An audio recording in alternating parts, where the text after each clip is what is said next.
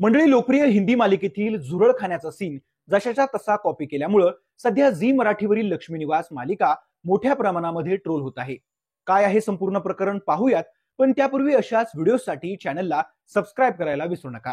लक्ष्मी निवास या मालिकेतील लग्न स्पेशल भागाच्या भव्यतेचं कौतुक झाल्यानंतर आगामी एपिसोडचा प्रोमो मात्र चांगलाच ट्रोल झाला आहे.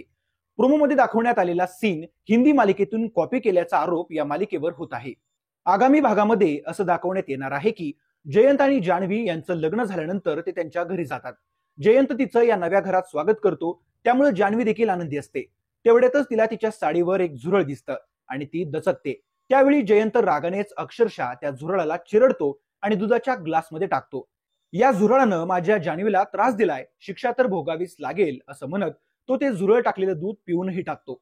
एकीकडे अशी विकृती दाखवल्यानं मालिकेवर टीका होतीये, तर हा झुरळ खाण्याचा सीन लाईफ ओके स्टार भारतच्या जुन्या हिंदी मालिकेतून कॉपी केल्याचा आरोपही प्रेक्षक करतायत. लक्ष्मी निवास मधील हे दृश्य पाहिल्यानंतर प्रेक्षकांना करणवीर बोहरा आणि श्रुती झा यांची सौभाग्यवती भव ही मालिका आठवली.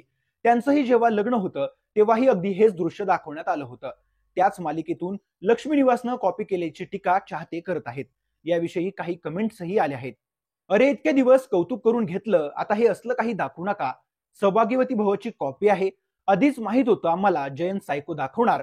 लाईफ ओके चॅनलवरच्या सौभाग्यवती भव या हिंदी मालिकेची कॉपी केली आहे, अशा असंख्य कमेंट आल्या आहेत. मंडळी, जर तुम्ही देखील लक्ष्मी निवास मालिका पाहत असाल तर या व्हिडिओला लाईक करायला विसरू नका. तुमचं या सगळ्यावर काय मत आहे कमेंट करून नक्की कळवा.